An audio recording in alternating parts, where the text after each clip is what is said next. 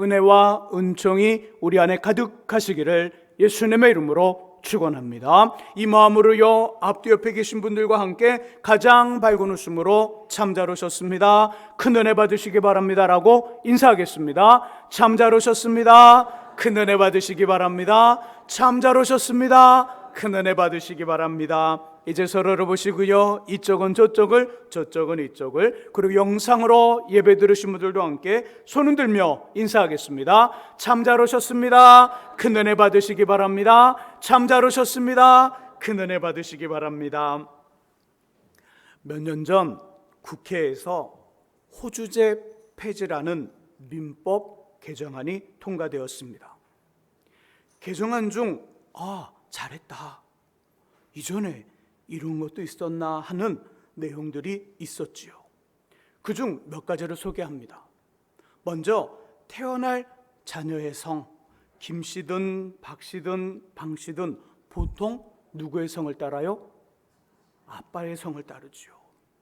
하지만 호주제의 폐지로 부부가 합의하면 엄마의 성을 따를 수 있고요, 아빠와 엄마의 성을 동시에 사용할 수도 있습니다. 저희 집 애들 방김, 예림, 또 김방, 애성, 애준, 헷갈리네요. 동시에 사용하려니까. 이럴 수 있다는 거예요. 이럴 수 있다. 또 같은 성과 동일한 본을 가진 남녀가 이전에는 결혼할 수 없었으나 이제는 괜찮아요. 이건 많이 이상합니다. 이혼한 여성, 법이 개정되기 전에 이혼한 여성은 바로 결혼할 수 있을까요? 결혼할 수 없을까요? 법이 개정되기 전에 결혼할 수 없어요. 개정되기 전에 법에 따르면요, 이혼한 여성은 6개월 이내에 결혼할 수 없다, 법으로 해놨었어요. 근데 이 법이 사라졌어요. 자, 바로 질문 오죠. 그럼 이혼한 남자는 얼마간 결혼할 수 없을까요? 이전의 법에 따르면, 그리고 개정된 법에 따르면. 재미있게도 남성에 대한 법은 없어요. 이전에도 지금도 남성은 그 어떤 법에 제약을 받지 않아요. 많이 이상하죠. 그리고 많이 불공평합니다. 이것만일까요? 우리가 속해 살아가는 세상과 사회는 우리가 미처 알거나 감각하지 못하여 당연하다 생각하는 이래서는 안 되는데, 이러니까 꼭 이래야만 돼라는 많은 부조리와 전통에 갇히고요, 잡혀 삽니다. 이런 세태를 향해 여성으로서 사사이고요, 선지자이며 재판관이었던 드보라는 보이지 않는 여러 유리천장을 하나님으로 극복하는 구체적인 방법을 제시해 줍니다. 지난 주일까지 4가지 이야기, 4가지 방법을 다뤘어요. 이 시간은 나머지 한 가지 더 전하고 다른 주제의 말씀을 준비하여 다음 주부터는 말씀을 준비하여 전하겠습니다. 5번째, 4가지 했으니까 5번째겠네요. 5번째 방법, 드보라가 말하고 있는 마지막 방법, 그 이야기는요, 말하는 대로 행동하는 정직입니다. 하나님 앞에 유리천장을 극복하는 하나님의 어떤 구체적인 방법, 하나님은 어떤 인생을 높여 유리천장을 극복하고 때로는 그 인생 속에 비범하고 특별한 삶을 만드시는가? 어떤 사람이냐면요, 말하는 대로 행동하는 정직한 사람, 그 안에 정직이 있는 사람을 높여 사용하신다는 거예요. 우리 8절과 9절과 10절의 말씀을 같이 한번 읽어봅니다. 8절에서 10절 말씀 같이 읽습니다. 바락이 그에게 이르되 만일 당신이 나와 함께 가면 내가 가려니와 당신이 나와 함께 가지 아니하면 나도 가지 아니하겠노라 하니 이르되 내가 반드시 너와 함께 가리라. 그러나 내가 이번에 가는 길에서는 영광을 얻지 못하리니 이는 여호와께서 시스라를 여인의 손에 파실 것임이라 하고 드보라가 일어나 바락과 함께 게데스로 가니라.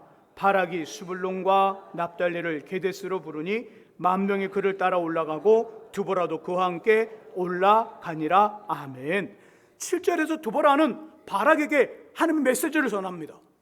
바락아, 이번 전쟁에서 너가 가나안 왕 야빈과 그의 군대를 철저하게 이길 것이다. 이 말을 들은 바락 8절의 말씀 속에 보니까 드보라에게 당신이 나와 함께 가지 아니하면 나도 가지 않겠습니다. 9절 초반에 드보라가 말하죠. 그래, 함께 가자, 함께 가리라. 그리고 9절 끝부분과 10절 끝부분에 보니까 드보라가 함께 전장으로 바락과 함께 가요. 이처럼 드보라는 바락에게 군사를 이끌고 전쟁에 나가라고 말만 한 것이 아니라 직접 바락과 그 10,000명의 군사들과 함께 전쟁에 나가요. 드보라에게 중요한 건 전쟁에 함께 나갔다는 것이 중요한 게 아니에요. 그걸 말하는 게 아니에요. 드보라는 말한 그대로 지금 그 약속을 지키고 있다는 것에 더 초점이 맞춰져야 돼요. 우리는 생각할 수 있어요. 아, 드보라가 전쟁에 나갔나 보다. 이거 아니에요. 이 중요한 건 이것이 중요한 게 아니에요. 정말 중요한 건 7절, 8절, 9절, 10절에서 봐야 될 사사기 4장 앞부분에 봐야 될 건 뭐냐면 드보라가 말한 그대로 행동하고 있구나. 드보라가 말한 그대로 움직이고 있구나. 아, 드보라 안에 정직함이 있구나. 이걸 봐야 돼요. 이래야 진짜 오늘 메시지를 들을 수 있어요. 드보라가 전쟁에 나갑니다. 근데 드보라가 전쟁에 나갈 수 없는 장애물들이 있었죠. 드보라는 남자 여자예요? 여자예요. 요즘 전쟁 예전처럼 총을 쏘고 달리고 육박전 그런 모습들이 있지만 요즘 전쟁의 대부분은요, 지하 벙커에서 여러 대의 슈퍼 컴퓨터를 앞에 놓고 마우스로 전쟁을 해요. 사람이 타지 않는 비행기가 날아갑니다. 사람이 타지 않는 배가 갑니다. 사람이 타지 않는 전차가 움직입니다. 사람이 타지 않는, 사람이 없는 소총의 그 소총들이 그 마우스의 키를 따라 총을 쏘고요, 나라가 폭탄을 터뜨립니다. 요즘은요, 지능 그리고 기술의 전쟁이에요. 그러다 보니까 여자도 이 전쟁에 참여할 수 있을까요? 더 참여하지 못할까요? 더 참여할 수 있어요. 남자보다 더 잘할 수 있어요. 남자보다. 하지만 드보라가 살던 시대의 전쟁은 어떤 거예요? 칼을 쓰고 창을 쓰고 힘 있는 사람이 몰아붙여서 막 이렇게 해서 이기는 전쟁. 무슨 전쟁이라고 그랬어요? 힘의 전쟁이에요. 요즘은 지능과 기술의 전쟁이라면 드보라 시대는요, 힘의 전쟁이에요. 근데 그 드보라는 여자예요. 그러니까 누가 더 유리해요? 남자가 유리한 거예요. 그리고 드보라의 직업이 뭐였죠? 하는 일. 사사이면서 재판관이면서 그리고 선지자잖아요. 군인이 아니에요.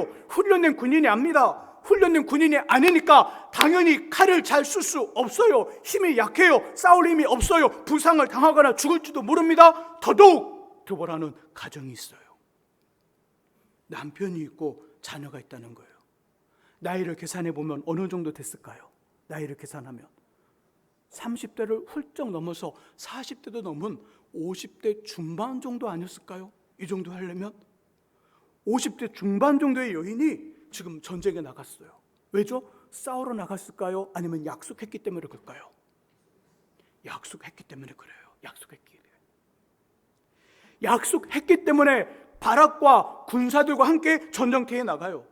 한마디로 드보라는 말만 하고 본인은 행하지 않는 위선적인 지도자가 아니라 말을 하고 그 말에 책임을 질 줄 아는 행동하는 지도자, 움직이며 함께하는 정직한 리더였어요. 지도자 안에 정직함이 있더라. 드보라가 정직하더라. 저와 여러분들 안에 정직함이 있더라. 이거 하나님 앞에 엄청난 플러스 요인이에요. 왜죠? 하나님이 어떤 분? 하나님이 정직한 분이기 때문에 그래요. 나는 말하고 이루리라. 내 말은 하나도 땅에 떨어지지 아니하라. 나는 말한 그대로 행하는 하나님이라. 하나님은 정직하신 분이에요. 그래서 우리가 말하고 행동으로 움직이려는 그 정직함의 몸부림을 갖고 있는 우리들에게 하나님은, 정직하신 하나님은 관심을 갖고 계시고, 그 정직하신 하나님은 정직한 우리에게 자신의 능력을 더하여 좋고 멋진 고급스러운 기회를 주시는 거예요. 우리를 높여주실 수 있는 기회, 유리천장을 극복하고 그 천장에서 많은 사람들에게 좋은 영향력을 줄 수 있는 기회를 주신다는 거예요. 왜요? 하나님이 정직하니까. 정직한 우리에게 그런 멋진 시간들을 주신다는 겁니다. 그래서 마태복음 23장 그 23장에서 예수님 말하며 가르치나 그것을 삶으로 실천하지 않는 정직하지 못한 당시의 주도 세력, 사회 리더들인 바리새인들과 세관들을 책망하시는 거예요. 저희의 말하는 바는 행하고 지키되 저희 하는 행위는 본받지 말라. 저희는 말만 하고 행하지 않으며 무거운 짐을 묶어 사람의 어깨에 지우되 자신은 이것을 한 손가락으로도 움직이려 하지 않는다. 저희는 말만 하고 행하지 않는다. 그러니 저희들을 본받지 마라. 그들은 이선적인 지도자요 정직하지 못한 지도자라고 책망하시는 거예요. 지도자와 보스의 차이점 뭐가 있을까요? 참고로 우리가 마피아의 가장 우두머리를 뭐라고 그래요? 지도자라고 안 부르죠.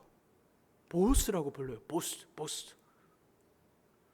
깍두기 아저씨들 그 우두머리 우리는 뭐라고 불러요?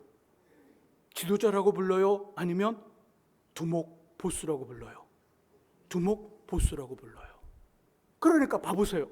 지도자와 보스를 이야기할 때 어느 쪽이 더 좋은 거예요? 지도자가 더 좋은 거예요. 자, 지도자와 보스의 차이점 뭘까요? 보스는 직원, 일하는 사람들을 부려요. 어떤 뜻인지 알겠죠? 부려요. 하지만 지도자는 그들을 지도합니다. 안내하고 잘 가르친다는 거예요. 보스는 그의 위치와 자리를 근거로 하여서 권위에 의존하여 무리를 이끌지만 지도자는 선의를 따라요. 보스는 두려움을 일으켜 일을 해요. 두려움을 일으켜 일을 하지만 지도자는 열정과 동기를 통해 일을 합니다. 보스는 내가라는 말을 잘 사용하지만 지도자는 우리라는 단어를 즐겨 사용해요. 보스는 실패에 대한 책임을 묻습니다. 하지만 지도자는 실패를 고쳐줘요. 보스는 일이 성취될 수 있는 방법을 알지만 지도자는 그 방법을 제시합니다. 방법을 제시해요. 보스는 너가 가 이래요. 하지만 지도자는 함께 가자, 함께 갑시다. 그리고 함께 가요. 우리 앞에 두 지도자가 있어요. 한 사람은 말만 하고 전혀 행동하거나 움직이지 않으며 우리 생명을 구합니다. 또 한 사람은 말을 하고 우리 함께 행동하며 실천하고 함께 손해와 이익을 나눕니다. 여러분은 어떤 지도자를 따르겠습니까? 어떤 분을 원하세요? 만일 제가 선택을 해야 된다면 생각할 거 없어요. 두 번째 지도자에게 저의 삶과 열정과 모두를 투자하겠어요. 왜요?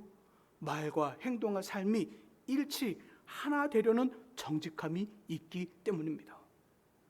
우리의 마음이 이와 같듯이 우리를 바라보고 있는 자녀들과 많은 사람들이 우리에게 요구하는 것은요, 말을 하고 그 말에 책임을 질 수 있는 함께하는 사람, 책임 있는 영성, 책임 있는 인생, 정직한 삶을 원한다는 거예요. 성도된 우리의 능력이 뭘까요? 하나님의 사람된 우리들의 능력이 뭘까요? 목회자의 진짜 힘은 어디에 있을까요? 방언을 하고 애언을 하고 환상을 보며 병든 자를 고치고 귀신을 내쫓고 이런 거? 그죠? 이거 능력이죠. 반드시 있어야 됩니다. 그리고 우리에게 나타날 거예요. 또 우리에게 나타나요. 하지만 진짜 능력은 이게 아니에요. 방언하고 통역하고 애언하고 환상을 보고 병을 고치는 이것도 능력이지만 진짜 능력은 하나님의 사람된 그 성도의 능력은 만일 저라면 저에게 진짜 저의 목회의 능력은 뭐냐면 제가 설교하는 대로 살아가려는 그 몸부림이 진짜 능력인 거예요. 말하는 대로, 기도하는 대로, 찬양하는 대로, 고백하는 대로, 약속한 대로 살아가는 수치, 그 정직함에 성도의 능력이 비례한다는 거예요.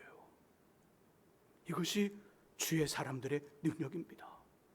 이런 사람 옆에 친구가 있습니다. 진실한 만남이 있고요. 주님도 이런 사람을 통해 일하시는 거예요. 본문의 여성이라는 유리천장을 극복한 두보라처럼요. 말만 하고 자신은 한 손가락도 움직이지 않는 위선적인 인생이 아니라 말을 하고 그 말에 책임을 질 수 있는 함께 행동하는 사람, 정직함이 있기를 주님의 이름으로 축복합니다. 이제 역대상 29장 11절과 12절을 함께 찾아보고요, 여자사사 두보라 이야기를 마무리하고 싶습니다. 역대상 29장 11절과 12절 말씀, 두보라의 인생 속에 보았던 우리의 어떤 인생을 특별하고 비범한 인생으로 만드는 5가지 이야기를 나눴어요. 그 이야기를 나누면서 하나님이 어떻게 그 인생을 높여주시는지, 역대상 그 이유, 그 어떤 그렇게 하실 수 있는 하나님의 어떤 분인지를 말해주는 역대상 29장 11절과 12절 말씀 함께 찾아보며 말씀을 정리합니다. 구약 654쪽에 있어요. 찾으신 분들은 성경을 보시고요, 아직 찾지 못하신 분들은 화면을 보시기 바랍니다. 역대상 29장 11절과 12절 줄막 그어도 괜찮아요, 암송해도 괜찮습니다. 같이 한번 읽어보죠.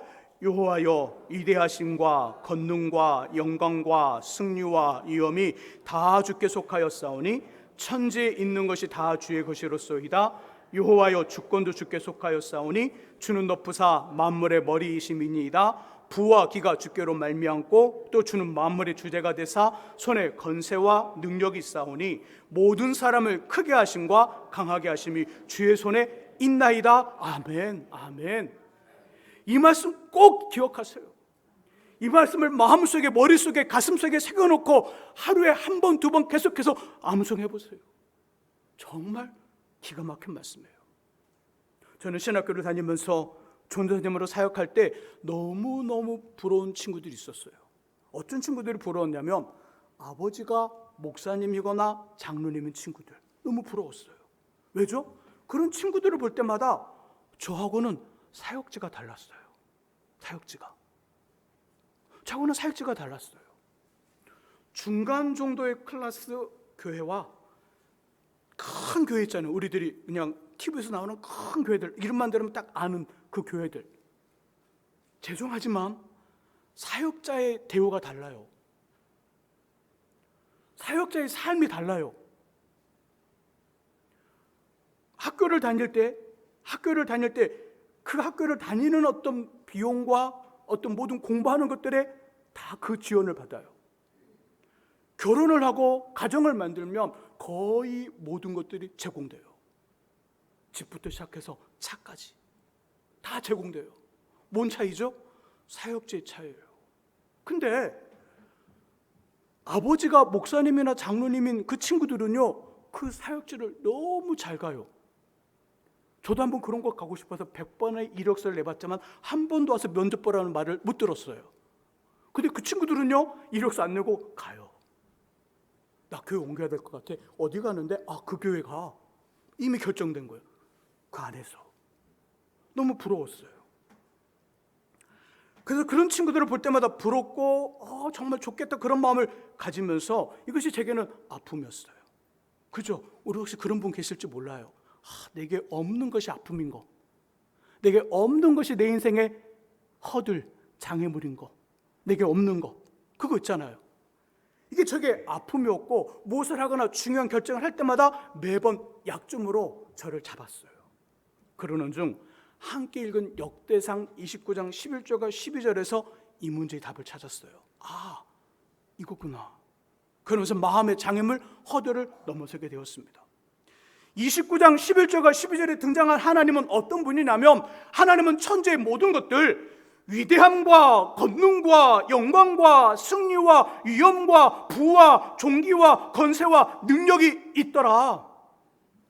세상의 모든 것들이 하나님께 있더라. 그래서 세상과 세상의 사람들이 가지고 있는 인생의 방법과 그들이 가지고 있는 전통과 고정관념 같은 것에 영향을 받거나 관여하지 않더라. 사람들이 가지고 있는 어떤 부도, 사람들이 가지고 있는 재산도, 사람들이 가지고 있는 어떤 권력도, 세상의 힘도, 그리고 세상에 사람들이 가지고 있는 모든 어떤 인간적인 줄도 하나님에게는 별 의미 없더라. 하나님은 그런 것에 관여하지 않더라. 누가 자신 앞에 진실한가? 누가 자신 앞에 신실한가? 누가 자신 앞에 자신을 의지하며 정직함으로 몸부림치는가? 하나님께는 그거 관심 있다는 거예요. 그래서 그런 인생을 얼마든지 크고 높게 강하게 성공적으로 인생을 바꾸시더라. 이 하나님이 역대상 29장 11절과 12절의 하나님, 우리들이 고백하는 하나님이에요. 그 말을 딱 깨닫는 그 순간에 와, 제 발목을 잡고 있던 이 허들이 쿵쿵쿵 깨지는 소리와 함께 자유로움을 느껴요. 자유로움을 느껴요. 더 이상 저의 부모님이 목사님이 아니어도 되는 거예요. 장로님이 아니어도 되는 거예요. 저의 친척이 교계에 힘 있는 사람이 하나도 없어도 괜찮은 거예요. 어디를 가도 누구를 만나도 전혀 이축되지 않아요. 놀랍지 않으세요? 제가 믿음의 신앙의 1세대예요. 처음 예수를 믿었어요. 그런데 우리 교회 담임 목사가 되었어요. 쉽지 않은 일입니다. 우리 교회 담임 목사가 되었습니다. 좋은 성도들께 신앙의 삶을 살아가며 한 회개 주신 소명과 사명의 그 길을 이뤄가고 있어요.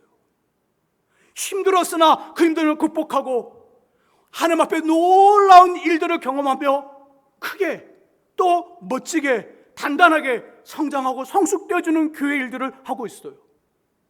기적입니다. 믿음의 1세대인 신앙의 1세대인 목회자가, 사역자가 이런 교회 와서 좋은 성도들을 만나 이런 사역을 감당하고 있더라. 사람들한테, 다른 사역자한테 말하잖아요. 저를 막 질투의 눈으로 봐요. 너는 어떻게 그렇게 됐어? 혹시 너의 부모님이? 아니야, 난 신앙의 1세대야. 어떻게 됐어? 어떻게 그렇게 됐어? 역대상 29장 11절 12절 하나님이 이렇게 하셨어. 이게 저의 고백이에요. 이게 저의 답이에요. 이것이 저의 인생 속에 있는, 저의 삶 속에 있는, 앞으로 장차 주님 오시면 큰 칭찬을 받고 면류관을 받을 그것의 근본, 그것의 이유가 여기에 있어요. 여러분은 어떠세요? 많은 것을 공부해도 좋은 자격증과 괜찮은 경험과 스펙이 있는데도 너무 서기에는 벅찬, 보이지 않지만 존재하는 인생의 허들, 삶의 장애물 어떤 건가요? 난 이게 극복이 안 돼. 아는 사람도 있어요. 근데 알지 못하는 사람도 있어요. 그 장애물 앞에만 가면, 그 허들 앞에만 가면 가슴이 떨리고 숨이 벅차 자신의 실력을 100% 발휘하지 못하는 인생이 있다는 거예요. 여러분, 어떤 인생의 허들과 장애물이 있는 건가요? 남들에게는 있으나 내겐 없다는 것에 고민하며 속상해하고 이축되어 있지는 않나요? 난 이게 없어. 난 이게 없었어. 난 이게 비어 있었어. 이게 그래서 아파. 이런 거 있을 수 있어요. 아니면 직장 동료나 다른 사람들이 살아가는 삶의 방식처럼 하나님 때문에 살아갈 수 없어 뒤처지고 손해보는 것 같아 화가 나며 낙심한 경험 있나요?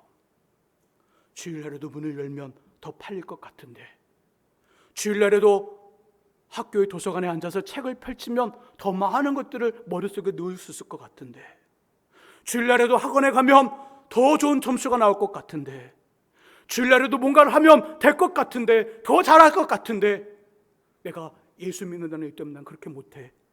그것 때문에 혹시 속상해하거나 난 이래서 뒤처지는데 이런 마음 가지시나요? 아니에요. 그렇지 않습니다. 역대상 29장 11절과 12절의 하나님은 그까짓 것으로 우리 인생을 결정짓지 않아요. 하나님은 그런 것들을 이해 계시는 분이에요. 얼마든지 하나님은 우리 인생 속에 우리가 생각하는 것, 이거 아닌데라고 생각하는 것에 얼마든지 하나님은 10배, 수십 배 이상으로 바꾸실 수 있어요. 이런 하나님이 역대상 29장 11절과 12절의 하나님, 드보라의 인생 속에 유리천장을 극복하게 하신 하나님이에요. 말씀 안에서 계속적으로 지혜롭고 정직한 사람이 되십시오.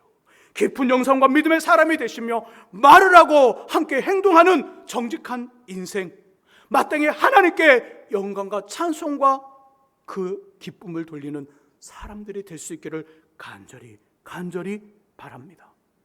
반드시 하나님께서는 이런 인생을 책임져 주시며 역전시켜 특별하고요 비범한 좋은 영향력을 주는 성공적인 삶이 되게 하십니다. 이 은혜가 저와 여러분들에게 충만하시기를 예수님의 이름으로 축원합니다. 기도하겠습니다.